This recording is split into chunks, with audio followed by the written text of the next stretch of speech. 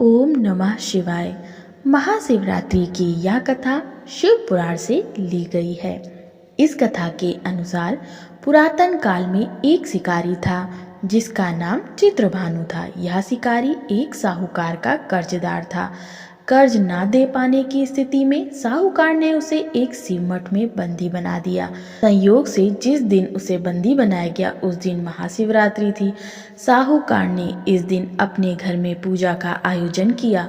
पूजा के बाद कथा का पाठ किया गया। शिकारी भी पूजा और कथा में बताई गई बातों को ध्यान से सुनता रहा। शिकारी ने साहूकार से ऋण चुकाने का वादा किया। पूजा कार्यक्रम समाप्त होने के बाद साहूकार ने शिकारी को अपने पास बुलाया और उससे अगले दिन ऋण चुकाने की बात कही। इस पर शिकारी ने वचन दिया। साहूकार ने उसे मुक्त कर दिया। शिकारी जंगल में शिकार के लिए आ गया। शिकार की खोज में उसे रात हो गई। जंगल में ही उसने रात बिताई। शिकारी एक तालाब के किनारे एक बेल के पेड़ पर चढ़कर रात बिताने लगा। बेलपत्र के पेड़ के नीचे एक शिवलिंग था जो बेलपत्रों से ढक चुका था। इस बात का शिकारी को कुछ भी नहीं पता था। आराम करने के लिए उसने बेलपत्र की कुछ शाखाएं तोड़ी। इस प्रक्रिया में कुछ बेलपत्र की पत्तियां शिवलिंग पर गिर पड़ी।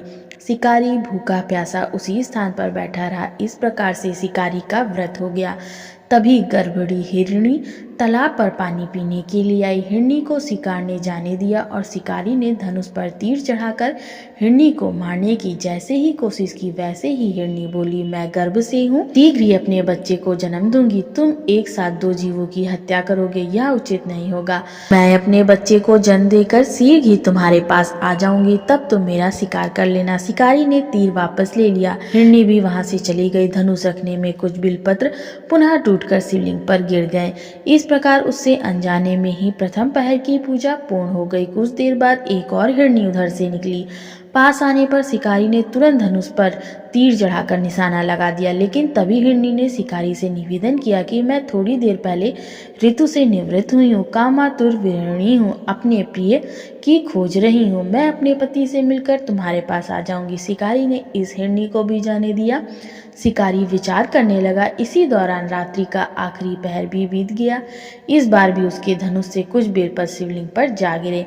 इस प्रकार उसके द्वारा दूसरे प्रहर की पूजन प्रक्रिया भी पूर्ण हो गई। इसके बाद तीसरी हिरणी दिखाई दी जो अपने बच्चों के साथ उधर से गुजर रही थी। शिकारी ने धनुष उठाकर निशाना साधा। शिकारी तीर को छोड़ने वाला ही था कि हिरणी बोली, मैं इन बच्चों को इनके पिता को सौंप कर लौट आऊंगी, मुझे अभी जाने दो। शिकारी ने ऐसा करने से इनकार कर दिया। उसने बताया कि दो हिरणी को मैं छोड़ चुका हूँ। हिरणी ने कहा कि शिकारी मेरा विश्वास करो, मैं वापस आने का वचन देती हूँ। शिकारी को हिरणी पर दया आ गई और उसे भी उसने जाने दिया। उधर भूखा प्यासा शिकारी अनजाने में बेल की पत्तियां तोड़कर शिवलिंग पर फेंकता रहा। सुबह की पहली किरण निकली तो उसे एक मृग दिखाई दिया। शिकारी ने खुश होकर अपना तीर धनुष पर चढ़ा लिया। तभी मृग ने दुखी होकर शिकारी से कहा, यदि तुमने मुझसे पूर्व आने वाली 3 हिरनियों और बच्चों को मार डाला है तो मुझे भी मार दो। देर न करो, क्योंकि मैं यहाँ दुख सहन नहीं कर सकता। मैं उन हिरनियों का पति हूँ। यदि तुमने उन्हें जीवन दान दिया है तो मुझे भी छोड़ दो, मैं अपने परिवार से मिलकर वापस आ जाऊंगा। शिकारी ने उसे भी जाने दिया। सूर्य पूरी तरह से निकल आया था और सुबह हो चुकी थी। शिकारी से अनजाने में ही व्रत, रात्रि जागरण, सभी प्रहर की पूजा और शिवलिंग पर बेलपत्र चढ़ाने की प्रक्रिया पूरी हो चुकी थी। भगवान शिव की कृपा से उसे इसका फल तुरंत प्राप्त हुआ। भगवान शिव की कृपा से शिकारी का हृदय बदल गया। शिकारी का मन निर्मल हो गया। कुछ देर बाद ही शिकारी के सामने संपूर्ण मृग परिवार मौजूद था ताकि शिकारी उनका शिकार कर सके। लेकिन शिकारी ने ऐसा नहीं किया और सभी को जाने दिया। महाशिवरात्रि के दिन शिकारी द्वारा पूजन की विधि पूर्ण करने के कारण उसे मोक्ष प्राप्त हुआ। शिकारी की मृत्यु होने पर यमदूत उसे लेने आए तो शिवगणों ने उन्हें वापस भेज दिया। शिवगढ़ शिकारी को लेकर शिवलोक आए। भगवान शिव की कृपा से ही अपने जन्म में राजा चित्रभानु स्वयं के पिछले जन्म को याद रख पाए और महाशिवरात्रि के महत्व को जानकर उसका अगले जन्म में भी पालन किए। जय भोलेनाथ।